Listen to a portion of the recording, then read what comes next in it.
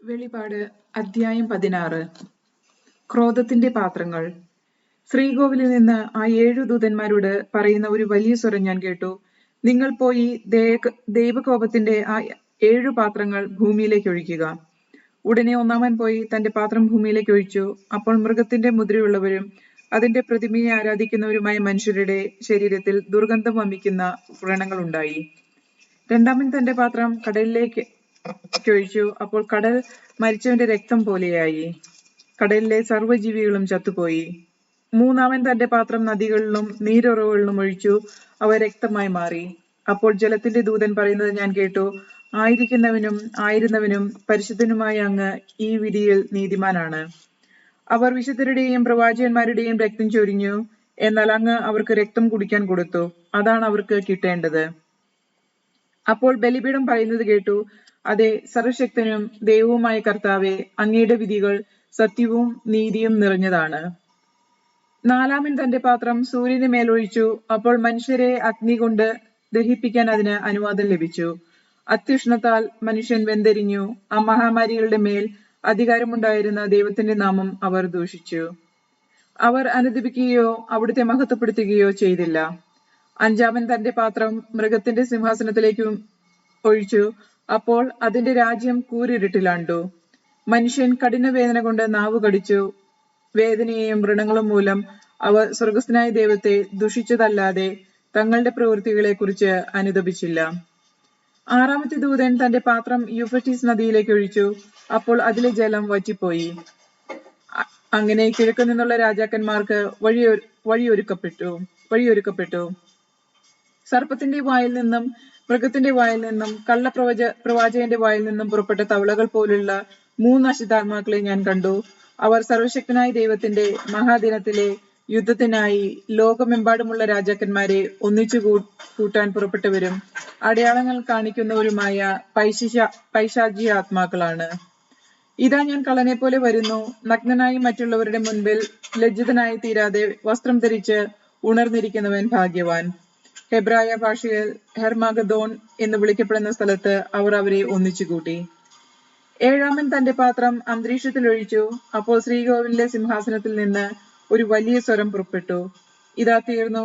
അപ്പോൾ മിന്നൽ പിണറുകളും ഉച്ചഘോഷങ്ങളും ഇടിമുഴക്കങ്ങളും ഭൂമിയിൽ മനുഷ്യർ ഉണ്ടായതു മുതൽ ഇന്നോളം സംഭവിച്ചിട്ടില്ലാത്ത വിധം അത്ര വലിയ ഭൂകമ്പവും ഉണ്ടായി. മഹാനഗരം 3 പിളർന്നു. ജനതകളുടെ പട്ടണങ്ങൾ നിലംപതിച്ചു. തന്റെ ഉഗ്രകോപത്തിന്റെ ചഷകം മട്ടുവരെ കുടിപ്പിക്കുവാൻ വേണ്ടി മഹാബാബിലോണിനെ ദൈവം പ്രത്യേകം ഓർമ്മിച്ചു. ദ്വീപുകളെല്ലാം ഓടിയൊളിച്ചു. പർവ്വതങ്ങൾ കാണാതായി. താലന്തുകളുടെ ഭാരമുള്ള വലിയ കല്ലുകൾ പെരുമഴ ആകാശത്ത് നിന്ന് മനുഷ്യരുടെ മേൽ പതിച്ചു. കൽമഴയാകുന്ന മഹാമാരി നിമിത്തം മനുഷ്യർ ദൈവത്തെ ദൂഷിച്ചു. അത് എത്ര ഭയങ്കരമായിരുന്നു. അധ്യായം 17. കുപ്രസിദ്ധ വേശ്യയും മൃഗവും. 7 പാത്രങ്ങൾ പിടിച്ചിരുന്ന 7 ദൂതന്മാരിൽ ഒരുവൻ വന്ന് എന്നോട് പറഞ്ഞു, വരിക, സമുദ്രങ്ങളുടെ മേൽ ഉപവിഷ്ടനായിരിക്കുന്ന മഹാവേശ്യയെ പോലുള്ള ശിക്ഷാവിധി നിനക്ക് ഞാൻ കാണിച്ചു തരാം. അവളോടുകൂടെ ഭൂമിയിലെ രാജാക്കന്മാർ വ്യഭിചാരം ചെയ്തു. അവളുടെ ദുർവൃത്തിയുടെ വീഞ്ഞു കുടിച്ച് ഭൂവാസികൾ ഉന്മത്തരായി. ആ ദൂതൻ ആത്മാവിൽ എന്നെ മരുഭൂമിയിലേക്ക് നയിച്ചു. ദൈവദൂഷണപരമായ നാമങ്ങൾ നിറഞ്ഞവനും 7 തലയും 10 കൊമ്പും കടുചുമപ്പ് നിറമുള്ളതുമായ ഒരു മൃഗത്തിന്മേലിരിക്കുന്ന ഒരു സ്ത്രീയെ ഞാൻ കണ്ടു. ആ സ്ത്രീ ധൂമ്രവും കടും ചുവപ്പും നിറമുള്ള വസ്ത്രങ്ങൾ ധരിച്ചിരുന്നു. സ്വർണവും വിലപിടിച്ച രത്നങ്ങളും മുത്തുകളും കൊണ്ട് അലങ്കരിതമായിരുന്നു. വേശ്യാവൃത്തിയുടെ അശുദ്ധിയും മ്ലേച്ഛതയും കൊണ്ട് നിറഞ്ഞ ഒരു പൊൻ ചഷകം അവളുടെ നെറ്റിത്തടത്തിൽ ഒരു നിഗൂഢനാമം എഴുതപ്പെട്ടിരുന്നു, മഹാബാബിലോൺ, വേശ്യകളുടെയും ഭൂമിയിലെ മ്ലേച്ഛതകളുടെയും മാതാവ്. ആ സ്ത്രീ വിശുദ്ധരുടെയും യേശുവിന്റെയും സാക്ഷികളുടെയും രക്തം കുടിച്ച് ഉന്മത്തമായി ലഹരി പിടിച്ചിരിക്കുന്നത് ഞാൻ കണ്ടു. അവളെ കണ്ടപ്പോൾ ഞാൻ അത്ഭുതപരിതന്ത്രനായി. അപ്പോൾ ദൂതൻ എന്നോട് പറഞ്ഞു, നീ എന്തുകൊണ്ട് വിസ്മയിക്കുന്നു? ആ സ്ത്രീയുടെയും അവളെ വഹിക്കുന്ന 7 തലയും 10 കൊമ്പുള്ള മൃഗത്തിന്റെയും രഹസ്യം ഞാൻ നിന്നോട് പറയാം. നീ കണ്ട ആ മൃഗം ഉണ്ടായിരുന്നു, എന്നാൽ ഇപ്പോൾ ഇല്ല. അത് പാതാളത്തിൽ നിന്ന് കയറി വന്ന് നാശത്തിലേക്ക് പോകും. ലോകസ്ഥാപനം മുതൽ ജീവന്റെ പുസ്തകത്തിൽ പേരെഴുതപ്പെട്ടിട്ടില്ലാത്ത ഭൂവാസികൾ ഉണ്ടായിരിക്കുന്നതും ഇപ്പോൾ ഇല്ലാത്തതും വരാനിരിക്കുന്നതുമായ മൃഗത്തെ നോക്കി വിസ്മയിക്കും. ഇവിടെയാണ് ജ്ഞാനമുള്ള മനസ്സിന്റെ ആവശ്യം. 7 തലകൾ ആ സ്ത്രീ ഉപവിഷ്ടിയായിരിക്കുന്ന 7 മലകളാണ്. അവ 7 രാജാക്കന്മാരുമാണ്. 5 പേർ വീണുപോയി, ഒരാൾ ഇപ്പോഴുമുണ്ട്, മറ്റൊരാൾ ഇനിയും വന്നിട്ടില്ല. അവൻ വരുമ്പോൾ ചുരുങ്ങിയ കാലത്തേക്ക് ഇവിടെ വസിക്കുകയുള്ളൂ. ഉണ്ടായിരുന്നതും ഇപ്പോൾ ഇല്ലാത്തതുമായ മൃഗം 8-ാമത്തെയും 7-ൽ-പെട്ടതുമാണ്. അത് നാശത്തിലേക്ക് പോകുന്നു. നീ കണ്ട 10 കൊമ്പുകൾ 10 രാജാക്കന്മാരാണ്. അവർ ഇനിയും രാജ്യത്വം സ്വീകരിച്ചിട്ടില്ല. എന്നാൽ 1 മണിക്കൂർ നേരത്തേക്ക് മൃഗത്തോട് രാജാക്കന്മാരുടെ അധികാരം സ്വീകരിക്കേണ്ടവനാണ് അവൻ. അവർക്ക് ഒരേ മനസ്സാണുള്ളത്. തങ്ങളുടെ ശക്തിയും അധികാരവും അവൻ മൃഗത്തിന് ഏൽപ്പിച്ചു കൊടുക്കുന്നു. ഇവർ കുഞ്ഞാടിനോട് യുദ്ധം ചെയ്യും. കുഞ്ഞാട് അവരെ കീഴ്പ്പെടുത്തും. എന്തെന്നാൽ അവൻ നാഥന്മാരുടെ നാഥനും രാജാക്കന്മാരുടെ രാജാവുമാണ്. അവനോട് കൂടെയുള്ളവൻ വിളിക്കപ്പെട്ടവരും തിരഞ്ഞെടുക്കപ്പെട്ടവരും വിശ്വസ്തരുമാണ്. പിന്നെ അവൻ എന്നോട് പറഞ്ഞു, വേശിയിരിക്കുന്നതായി നീ കാണുന്ന ജലപ്പരപ്പ് ജനതകളും ജലസമൂഹവും രാജ്യങ്ങളും ഭാഷകളുമാണ്. നീ കാണുന്ന 10 കൊമ്പുകളും മൃഗവും ആ വേശ്യയെ വെറുക്കും. അവളെ പരിത്യക്തയും നഗ്നയുമാക്കും. അവളുടെ മാംസം ഭക്ഷിക്കുകയും ചെയ്യും. എന്നാൽ ദൈവത്തിന്റെ വചനം പൂർത്തിയാവുകോളം അവിടുത്തെ ഉദ്ദേശം നടപ്പിലാക്കേണ്ടതിന് ഏക മനസ്സോടെ മൃഗത്തിന് തങ്ങളുടെ രാജ്യത്വം നൽകുന്നതിനും ദൈവം അവരുടെ ഹൃദയത്തിൽ തോന്നിപ്പിച്ചു. നീ കാണുന്ന ആ സ്ത്രീ ഭൂമിയിലെ രാജാക്കന്മാരുടെ മേൽ അധീശത്വമുള്ള മഹാനഗരമാണ്. അധ്യായം 18. ബാബിലോണിന്റെ പതനം. ഇതിനുശേഷം സ്വർഗത്തിൽ നിന്ന് വേറൊരു ദൂതൻ ഇറങ്ങി വരുന്നത് ഞാൻ കണ്ടു. അവന് വലിയ അധികാരമുണ്ടായിരുന്നു. അവന്റെ തേജസ് കൊണ്ട് ഭൂമി പ്രകാശിച്ചു. അവർ ശക്തമായ സ്വരത്തിൽ വിളിച്ചു പറഞ്ഞു, വീണു, മഹാബാബിലോൺ വീണു. അവൾ പിശാചുകളുടെ വാസസ്ഥലവും എല്ലാ അശുദ്ധാത്മാക്കളുടെയും സങ്കേതവും അശുദ്ധവും ഭീവത്സവുമായ സകല പക്ഷികളുടെയും താവളവുമായി. എന്തെന്നാൽ സകല ജനതകളും അവളുടെ ഭോഗാസക്തിയുടെ മാദകമായ വീഞ്ഞ് പാനം ചെയ്തു. ഭൂമിയിലെ രാജാക്കന്മാർ അവളുമായി വ്യഭിചാരം ചെയ്തു. അവളുടെ സുഖഭോഗ വസ്തുക്കൾ വഴി വ്യാപാരികൾ ധനികരായി. സ്വർഗത്തിൽ നിന്ന് വേറൊരു സ്വരം ഞാൻ കേട്ടു, എന്റെ ജനമേ, അവളിൽ നിന്ന് ഓടിയകലുവിൻ, അല്ലെങ്കിൽ അവളുടെ പാപങ്ങളിൽ നിങ്ങൾ പങ്കാളികളാകും. അവളുടെ മേൽ പതിച്ച മഹാമാരികൾ നിങ്ങളെയും പിടികൂടും. അവളുടെ പാപങ്ങൾ ആകാശത്തോളം കൂമ്പാരം കൂട്ടിയിരിക്കുന്നു. ദൈവം അവളുടെ അതിക്രമങ്ങൾ ഓർക്കുകയും ചെയ്തിരിക്കുന്നു. അവൾ കൊടുത്തതുപോലെ തന്നെ അവൾക്കും തിരികെ കൊടുക്കുവിൻ. അവളുടെ പ്രവൃത്തികൾക്ക് ഇരട്ടി പ്രതിഫലം നൽകുവിൻ. അവൾ കലർത്തിയിരുന്ന പാനപാത്രത്തിൽ അവൾക്ക് ഇരട്ടി കലർത്തി കൊടുക്കുവിൻ. അവൾ തന്നെ എത്രത്തോളം മഹത്വപ്പെടുത്തുകയും സുഖഭോഗങ്ങൾ അനുഭവിക്കുകയും ചെയ്തുവോ അത്രത്തോളം പീഡനവും ദുഃഖവും അവൾക്ക് നൽകുവിൻ. എന്തെന്നാൽ അവൾ ഹൃദയത്തിൽ പറയുന്നു, ഞാൻ രാജ്ഞിയായി വാഴുന്നു, ഞാൻ വിധവയല്ല, എനിക്കൊരിക്കലും വിലപിക്കേണ്ടി വരികയില്ല. തന്മൂലം ഒറ്റ ദിവസം കൊണ്ട് അവളുടെ മേൽ മഹാമാരികൾ വരും. മരണവും വിലാപവും ക്ഷാമവും അഗ്നിയിൽ അവൾ ദഹിക്കപ്പെടും. അവളെ വിധിക്കുന്ന ദൈവമായ കർത്താവ് ശക്തനാണ്. ജനങ്ങൾ ബാബിലോണിനെ കുറിച്ച് വിലപിക്കുന്നു. അവളോടൊത്ത് വ്യഭിചാരം ചെയ്യുകയും ഭോഗജീവിതം നയിക്കുകയും ചെയ്ത ഭൂമിയിലെ രാജാക്കന്മാർ അവൾ കത്തിയെരിയുന്ന പുക കാണുമ്പോൾ അവളെക്കുറിച്ച് കരയുകയും അലമുറയിടുകയും ചെയ്യും. അവളുടെ പീഡനങ്ങളെ കുറിച്ചുള്ള ഭയം നിമിത്തം അകലെ നിന്നുകൊണ്ട് അവർ പറയും, കഷ്ടം, കഷ്ടം, മഹാനഗരമേ, സുശക്തമായ നഗരമായ ബാബിലോണെ, ഒരു വിനാഴിക കൊണ്ട് നിന്റെ വിധി വന്നു കഴിഞ്ഞല്ലോ. ഭൂമിയിലെ വ്യാപാരികൾ അവളെക്കുറിച്ച് കരയുകയും ദുഃഖിക്കുകയും ചെയ്യുന്നു. അവരുടെ കച്ചവട സാധനങ്ങൾ ആരും വാങ്ങുന്നില്ല. കച്ചവട സാധനങ്ങൾ ഇവയാണ്: സ്വർണം, വെള്ളി, രത്നങ്ങൾ, മുത്തുകൾ, മൃദുല വസ്ത്രം, ധൂമവസ്ത്രം, രക്താംബരം, പട്ട്, സുഗന്ധമുള്ള പലതരം തടികൾ, ദന്തനിർമ്മിതമായ വസ്തുക്കൾ, വിലയേറിയ തടി, പിച്ചള, ഇരുമ്പ്, വെണ്ണക്കല്ല് എന്നിവയെ തീർത്ത പലതരം വസ്തുക്കൾ, കറുവാപ്പെട്ട, സുഗന്ധദ്രവ്യ വ്യഞ്ജനങ്ങൾ, സുഗന്ധദ്രവ്യങ്ങൾ, മീറ, കുന്തിരിക്കം, വീഞ്ഞ്, എണ്ണ, നേരിയ മാവ്, ഗോതമ്പ്, കന്നുകാലികൾ, ആടുകൾ, കുതിരകൾ, രഥങ്ങൾ, അടിമകളല്ലാത്ത മനുഷ്യർ. നിന്റെ ആത്മാവ് കൊതിച്ച കനി നിന്നിൽ നിന്ന് അകന്നുപോയി. ആഡംബരവും ശോഭയുമെല്ലാം നിനക്ക് നഷ്ടപ്പെട്ടു. അവയൊന്നും ഇനി ഒരിക്കലും നീ കാണുകയില്ല. അവൾ നിമിത്തം ധനികരായി തീർന്ന ഈ വ്യാപാരികൾ അവളുടെ പീഡനത്തെക്കുറിച്ചുള്ള ഭയത്താൽ അകലെ നിന്ന് കരയുകയും വിലപിക്കുകയും ചെയ്യും. മൃദുല വസ്ത്രങ്ങളും ധൂമ്രവസ്ത്രവും രക്താംബരവും ധരിച്ചു സ്വർണവും രക്തവും മുത്തും കൊണ്ട് അലങ്കരിക്കപ്പെട്ടതുമായ മഹാനഗരമേ കഷ്ടം. കഷ്ടം എന്തെന്നാൽ 1 മണിക്കൂർ നേരം കൊണ്ട് നിന്റെ ധനം അത്രയും ശൂന്യമാക്കപ്പെട്ടു. സകല കപ്പിത്താന്മാരും കപ്പൽ യാത്രക്കാരും നാവികരും കടൽ വ്യാപാരികളും അകലെ മാറി നിന്നു. അവളുടെ ചിതാധൂപം കണ്ട് അവർ വിളിച്ചു പറഞ്ഞു, ഈ മഹാനഗരത്തിന് സദൃശ്യമായി വേറെ എന്തുണ്ട്? അവർ തങ്ങളുടെ തലയിൽ പൊടി വിതറുകയും കരഞ്ഞും വിലപിച്ചുകൊണ്ട് വിളിച്ചു പറയുകയും ചെയ്തു, മഹാനഗരമേ കഷ്ടം, കഷ്ടം. കടലിൽ കപ്പലുള്ളവയെല്ലാം നീ മൂലം സമ്പന്നമായി, പക്ഷേ 1 മണിക്കൂർ കൊണ്ട് നീ നശിപ്പിക്കപ്പെട്ടു. അല്ലയോ സ്വർഗമേ, വിശുദ്ധരെ, അപ്പസ്തോലന്മാരെ, പ്രവാചകന്മാരെ, അവളുടെ നഗരത്തിൽ ആഹ്ലാദിക്കുവിൻ. ദൈവം നിങ്ങൾക്ക് വേണ്ടി അവൾക്കെതിരെ വിധി പ്രസ്താവിച്ചു കഴിഞ്ഞു. അനന്തരം ശക്തമായ ഒരു ദൂതൻ വലിയ തിരിക്കല്ല് പോലെയുള്ള ഒരു കല്ലെടുത്ത് കടലിലേക്ക് എറിഞ്ഞിട്ടു പറഞ്ഞു, ബാബിലോൺ നഗരവും ഇതുപോലെ വലിച്ചെറിയപ്പെടും. ഇനി ഒരിക്കലും അവൾ കാണപ്പെടുകയില്ല. വീണ വായനക്കാരുടെയും ഗായകരുടെയും കുഴലൂതുന്നവരുടെയും കാഹളം വിളിക്കുന്നവരുടെയും ശബ്ദം ഇനിയൊരിക്കലും നിന്നിൽ കേൾക്കുകയില്ല. കരകൗശല വിദഗ്ധരാരും നിന്നിൽ ഇനിമേൽ കാണപ്പെടുകയില്ല. തിരികല്ലിന്റെ സ്വരം നിന്നിൽ നിന്ന് ഉയരുകയില്ല. ഒരു ദീപവും ഇനിയൊരിക്കലും നിന്നിൽ പ്രകാശിക്കുകയില്ല. വധൂവരന്മാരുടെ സ്വരം ഇനിയൊരിക്കലും നിന്നിൽ കേൾക്കുകയില്ല.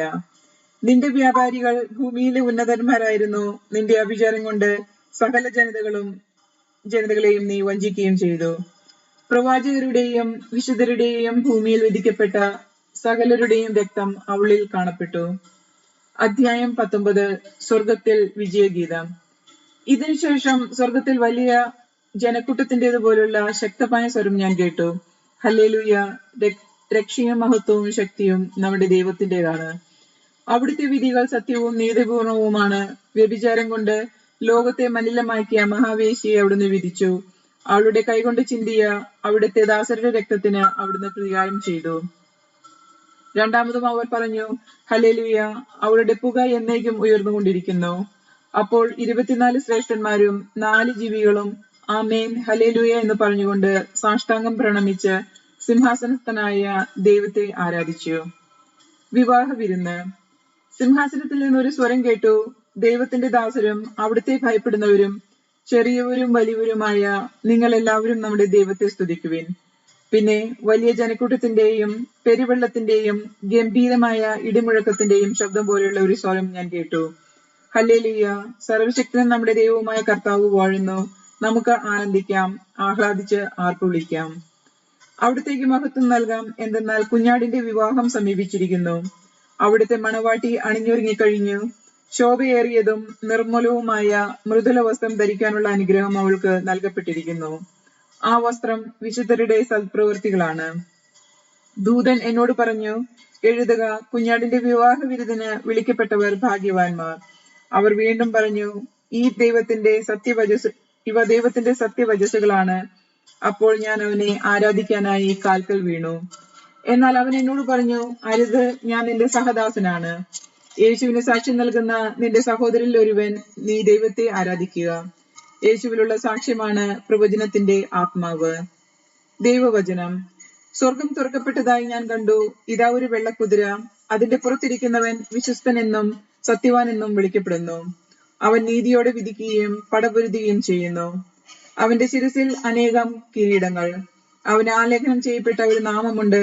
അത് അവനല്ലാതെ മറ്റാർക്കും അറിഞ്ഞുകൂടാ. അവൻ രക്തത്തിൽ മുക്കിയ മേലങ്കി ധരിച്ചിരുന്നു. അവന്റെ നാമം ദൈവവചനം എന്നാണ്. സ്വർഗീയ സൈന്യങ്ങൾ നിർമ്മലവും ധവളവുമായ മൃദുല വസ്ത്രം മണിഞ്ഞ് വെള്ളക്കുതിരകളുടെ പുറത്ത് അവനെ അനുഗമിക്കുന്നു. അവന്റെ വായിൽ നിന്ന് മൂർച്ചയുള്ള ഒരു വാൾ പുറപ്പെടുന്നു. സർവ്വജനതകളുടെയും മേൽ അത് പതിക്കും. ഇരുമ്പ് ദണ്ടുകൊണ്ട് അവരെ ഭരിക്കും. സർവശക്തനായ ദൈവത്തിന്റെ ഉഗ്രക്രോധത്തിന്റെ മുന്തിരിച്ചക്ക് അവൻ ചവിട്ടുകയും ചെയ്യും. അവന് മേലങ്കിയും തുടയിലും എഴുതപ്പെട്ട ഒരു നാമമുണ്ട്. രാജാക്കന്മാരുടെ രാജാവും നാഥന്മാരുടെ നാഥനും.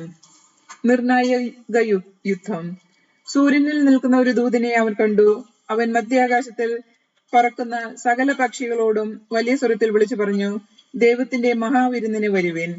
രാജാക്കന്മാർ, സൈന്യാധിപന്മാർ, ശക്തന്മാർ എന്നിവരുടെയും കുതിരകളുടെയും അവരുടെ പുറത്തിരിക്കുന്നവരുടെയും സ്വതന്ത്രരും അടിമകളും ചെറിയവരും വലിയവരുമായ എല്ലാവരുടെയും മാംസം ഭക്ഷിക്കുന്നതിന് ഒന്നിച്ചുകൂടുവിൻ.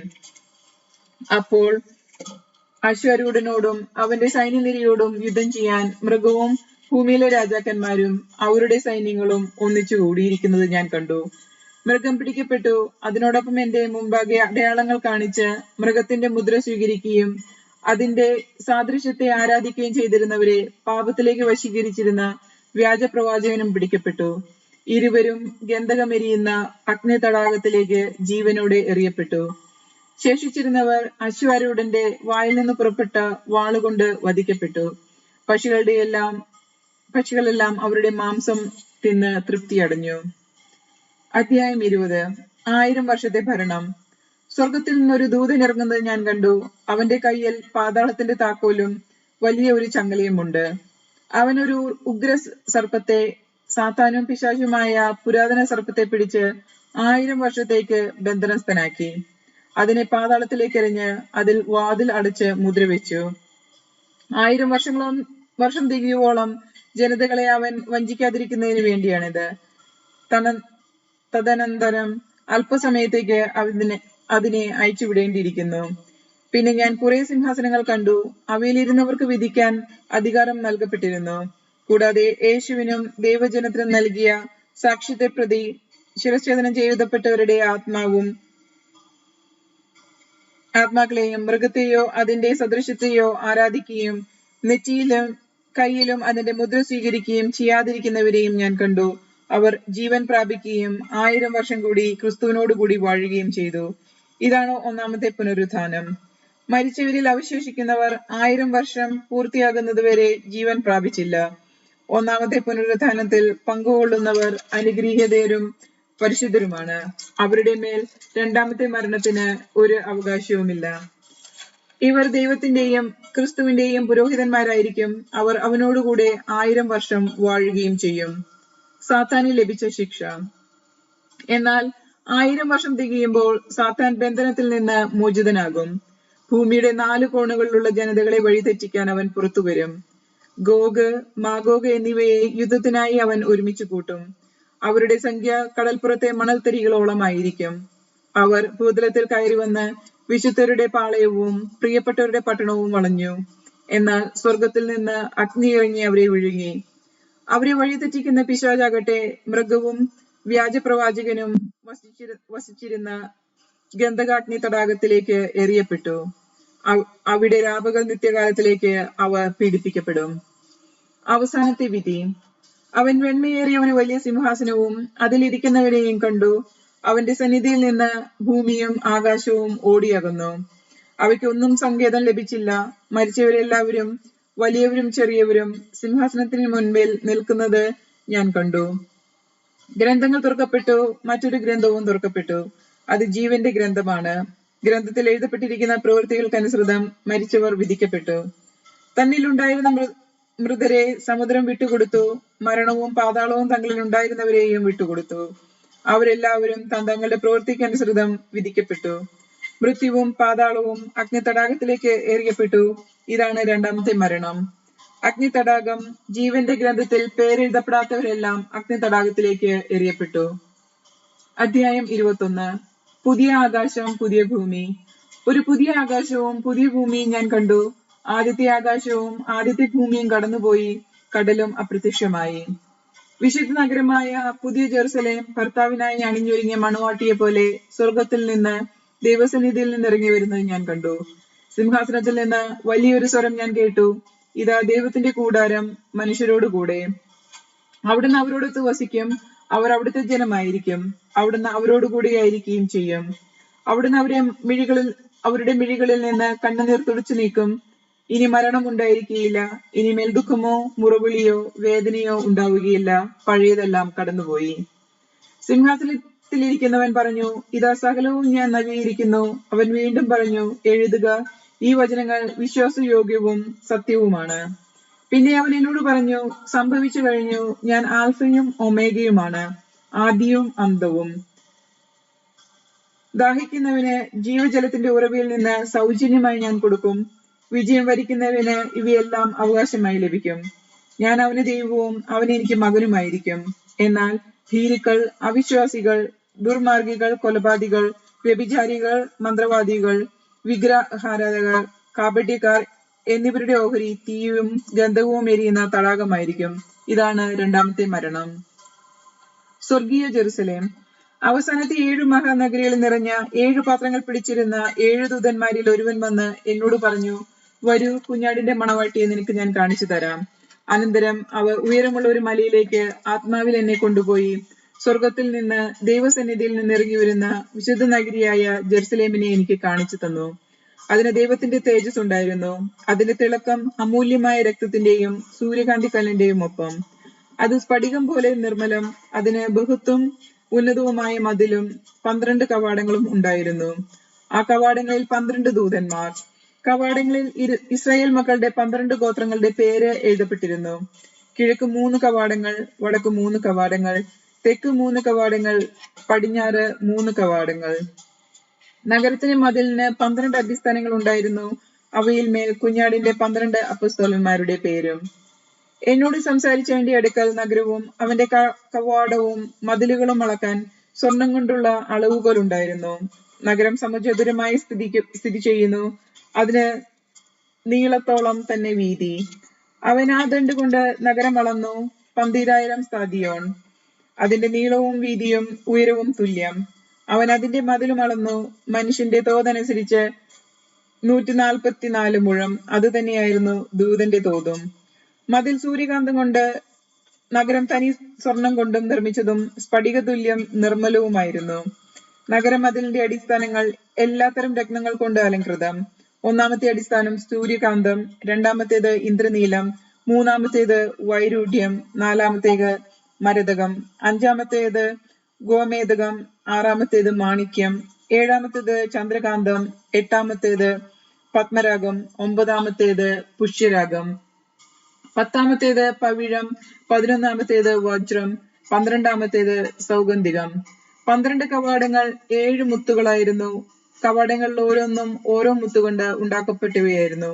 നഗരത്തിന്റെ തെരുവീതി അശ്വസ്ഫടിക തുല്യമായ തനി തങ്കമായിരുന്നു. നഗരത്തിൽ ഞാൻ ദേവാലയം കണ്ടിട്ടില്ല. എന്തുകൊണ്ടെന്നാൽ സർവശക്തനും ദൈവമായ കർത്താവും കുഞ്ഞാടുമാണ് അതിലെ ദേവാലയം. നഗരത്തിന് പ്രകാശം നൽകാൻ സൂര്യന്റെയോ ചന്ദ്രന്റെയോ ആവശ്യമുണ്ടായിരുന്നില്ല. ദൈവ തേജസ് അതിനെ പ്രകാശിപ്പിച്ചു. അതിന്റെ ദീപം കുഞ്ഞാടാണ്. അതിന്റെ പ്രകാശത്തിൽ ജനതകൾ സഞ്ചരിക്കും. ഭൂമിയിലെ രാജാക്കന്മാർ തങ്ങളുടെ മഹത്വം തന്നിലേക്ക് കൊണ്ടുവരും. അതിന്റെ കവാടങ്ങൾ പകൽ സമയം അടയ്ക്കപ്പെടുകയില്ല. അവിടെയാകട്ടെ രാത്രി ഇല്ലതാനും. ജനതകൾ തങ്ങളുടെ മഹത്വവും ബഹുമാനവും അതിലേക്ക് കൊണ്ടുവരും. എന്നാൽ കുഞ്ഞാടിന്റെ ജീവഗ്രന്ഥത്തിൽ പേരെഴുതപ്പെട്ടവർ മാത്രമേ അതിൽ പ്രവേശിക്കുകയുള്ളൂ. അശുദ്ധമായതൊന്നും മ്ലേച്ഛതയും കൗടില്യവും പ്രവർത്തിക്കുന്ന ആരും അതിൽ പ്രവേശിക്കുകയില്ല. അധ്യായം 22. ദൈവത്തിന്റെയും കുഞ്ഞാടിന്റെയും സിംഹാസനത്തിൽ നിന്ന് പുറപ്പെടുന്നതും സ്ഫടികം പോലെ തെളിഞ്ഞതുമായ ജീവജലത്തിന്റെ നദി അവൻ എനിക്ക് കാണിച്ചു തന്നു. നഗരവീതിയുടെ മധ്യത്തിൽ നദിയുടെ ഇരുഭാഗങ്ങളുമായി 12 തരം ഫലങ്ങൾ കായ്ക്കുന്ന ജീവന്റെ വൃക്ഷം നിൽക്കുന്നു. അത് മാസം തോറും ഫലം തരുന്നു. ആ വൃക്ഷത്തിന്റെ ഇലകൾ ജനതകളുടെ രോഗശാന്തിക്ക് വേണ്ടിയുള്ളവയാണ്. ഇനിമേൽ ശപിക്കപ്പെട്ടതായി ഒന്നും ഉണ്ടായിരിക്കുകയില്ല. ദൈവത്തിന്റെയും കുഞ്ഞാടിന്റെയും സിംഹാസനം അതിൽ ഉണ്ടായിരിക്കും. അവിടുത്തെ ദാസർ അവിടുത്തെ ആരാധിക്കും. അവർ അവിടുത്തെ മുഖം ദർശിക്കും. അവിടുത്തെ നാമം അവരുടെ നെറ്റിത്തടത്തിൽ ഉണ്ടായിരിക്കും. ഇനി ഒരിക്കലും രാത്രി ഉണ്ടാവുകയില്ല. ദീപത്തിന്റെ വെളിച്ചമോ സൂര്യന്റെ പ്രകാശമോ അവർക്ക് ആവശ്യമില്ല. ദൈവമായ കർത്താവ് അവരുടെ മേൽ പ്രകാശിക്കുന്നു. അവർ എന്നേക്കും വാഴും. ക്രിസ്തുവിന്റെ പ്രത്യാഗമനം. അവർ എന്നോട് പറഞ്ഞു, ഈ വചനങ്ങളിൽ വിശ്വാസയോഗ്യവും സത്യവുമാണ്. ഉടനെ സംഭവിക്കാനിരിക്കുന്ന കാര്യങ്ങൾ തന്റെ ദാസർക്ക് കാണിച്ചു കൊടുക്കാനായി പ്രവാചകാത്മാക്കളുടെ ദൈവമായ കർത്താവ് തന്റെ ദൂതനെ അയച്ചിരിക്കുന്നു. ഇതാ, ഞാൻ വേഗം വരുന്നു. ഈ പുസ്തകത്തിലെ പ്രവചനങ്ങൾ കാക്കുന്നവൻ ഭാഗ്യവാൻ.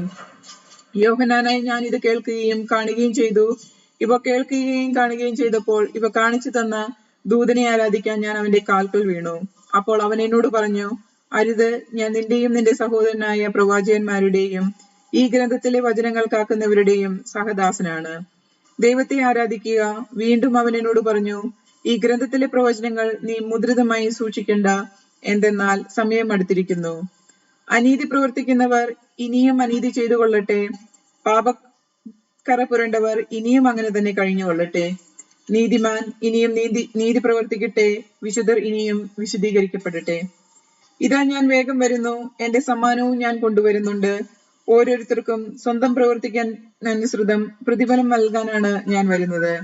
ഞാൻ ആൽഫയും ഒമേഗയുമാണ്, ഒന്നാമത്തെയും ഒടുവിലത്തെയും, ആദ്യവും അന്ത്യവും. ജീവന്റെ വൃക്ഷത്തിന്മേൽ അവകാശം ലഭിക്കുവാനും കവാടങ്ങളിലൂടെ നഗരത്തിലേക്ക് പ്രവേശിക്കാനും തങ്ങളുടെ അങ്കികൾ കഴുകി ശുദ്ധിയാക്കുന്നവർ ഭാഗ്യവാന്മാർ. നായ്ക്കളും മന്ത്രവാദികളും വ്യഭിചാരികളും കൊലപാതകികളും വിഗ്രഹാരാധനക്കാരും അസത്യത്തെ സ്നേഹിക്കുകയും അത് പ്രവർത്തിക്കുകയും ചെയ്യുന്ന സകലരും പുറത്ത്. യേശുവായി ഞാൻ സഭകളെക്കുറിച്ച് നിങ്ങൾക്ക് സാക്ഷ്യപ്പെടുത്തുന്നതിനു വേണ്ടി എന്റെ ദൂതനെ അയച്ചു. ഞാൻ ദാവീദിന്റെ വേരും സന്തതിയുമാണ്, പ്രഭാപൂരണമായ പ്രഭാത നക്ഷത്രം.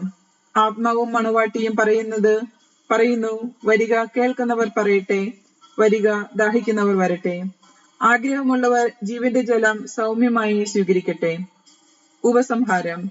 ഈ പുസ്തകത്തിലെ പ്രവചനങ്ങൾ ശ്രവിക്കുന്ന എല്ലാവരോടും ഞാൻ സാക്ഷ്യപ്പെടുത്തുന്നു.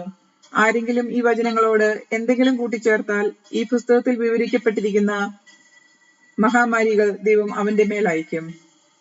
ഈ പുസ്തകത്തിലെ പ്രവചനങ്ങളിൽ നിന്ന് ആരെന്തെങ്കിലും എടുത്തു കളഞ്ഞാൽ ഈ പുസ്തകത്തിന്റെ വിവരിക്കപ്പെടുന്ന വിശുദ്ധ നഗരങ്ങളിലും ജീവന്റെ വൃക്ഷങ്ങളിലുമുള്ള അവന്റെ പങ്ക് ദൈവം എടുത്തുകളയും.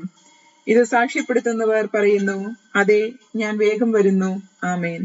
കർത്താവായ യേശുവേ, വരണമേ. കർത്താവായ യേശുവിന്റെ കൃപ എല്ലാവരുടെയും കൂടെ ഉണ്ടായിരിക്കട്ടെ.